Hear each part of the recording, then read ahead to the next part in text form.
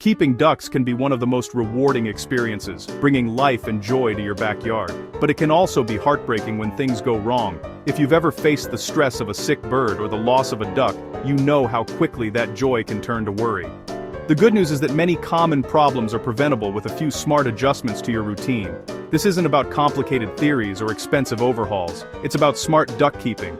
We're going to walk you through 7 essential, easy-to-implement fixes that will lead to fewer headaches for you and create a thriving environment for healthier, happier birds. Forget the myths and the trial and error. These are proven quick wins that will strengthen your flock. Let's dive in. Tip number 1. Give your ducks deep bedding. This is arguably the most impactful change you can make for their health. Ducks have sensitive feet, and they produce a lot of wet manure. A thin layer of bedding quickly becomes a damp, compacted mat, which is a breeding ground for bacteria and can lead to foot problems like bumblefoot. The solution is the deep litter method. Aim for a starting layer of at least 6 to 8 inches of absorbent material.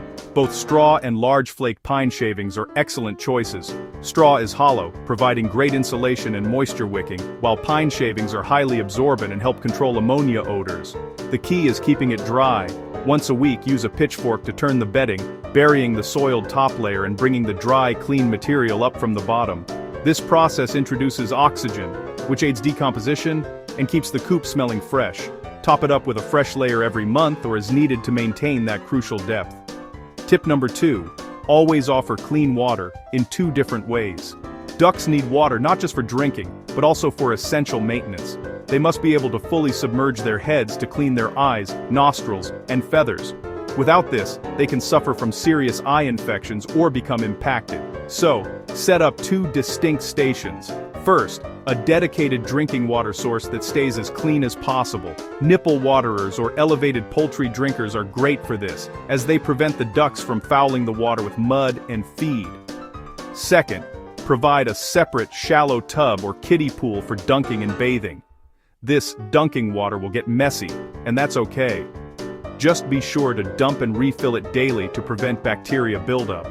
By separating drinking from bathing, you ensure they always have access to clean, safe water for hydration, while still meeting their instinctual need to clean themselves. Tip number 3 is all about secure housing. Ducks are vulnerable, especially at night. Raccoons, hawks, foxes, and even neighborhood dogs can pose a serious threat. Your coop and run must be a fortress. Start by examining your fencing. Chicken wire is designed to keep birds in, not to keep predators out. A determined raccoon can tear right through it. Instead, use sturdy half-inch hardware cloth on all openings, including windows and ventilation gaps. This mesh is strong enough to stop a predator's paws. For extra security, bury the hardware cloth at least 6 inches deep around the perimeter of the run to deter animals that dig. Finally, make locking the coop at night a non-negotiable routine. Use complex 2-step latches that can't be easily figured out by clever predators like raccoons. A simple hook and eye latch is not enough. Tip 4. Feed a balanced diet formulated for waterfowl. It's a common mistake to feed ducks the same feed as chickens, but their nutritional needs are different. Most importantly, ducklings require more niacin than chicks to develop strong bones and legs. A deficiency can lead to mobility issues. Always choose a commercial feed specifically labeled for waterfowl. This will provide the correct balance of protein, vitamins, and minerals for every life stage. While they love treats like chopped greens, peas, or mealworms, remember the 90-10 rule. At least 90% of their diet should come from their balanced pellets, with treats making up no more than 10%. And don't forget grit. Ducks don't have teeth. They use small stones in their gizzard to grind up food. If your ducks don't have regular access to forage on gravelly soil, you must provide a separate free-choice dish of appropriately sized poultry grit to ensure proper digestion. Our 5th tip is to actively manage mud. Ducks and water go hand in hand, which means mud is an ever-present challenge. But excessive mud is more than just an eyesore. It harbors harmful bacteria, attracts pests, and can contribute to foot and feather problems. The key is containment and drainage. Identify the high-traffic, splash-prone areas, typically around their water sources. Dig out a few inches of soil in these spots and fill them with coarse sand or pea gravel. This creates a French drain effect, allowing water to seep through instead of pooling on the surface. When placing their bathing pool, choose a spot that is well away from the coop entrance and has good natural drainage. If your space allows, Creating two separate run areas that you can rotate between gives the ground in each section time to dry out and recover, preventing the entire space from turning into a mud pit. Tip number 6. Watch for early signs of illness. Ducks are masters at hiding symptoms because in the wild, showing weakness makes you a target. This means as their keeper, you need to become a keen observer.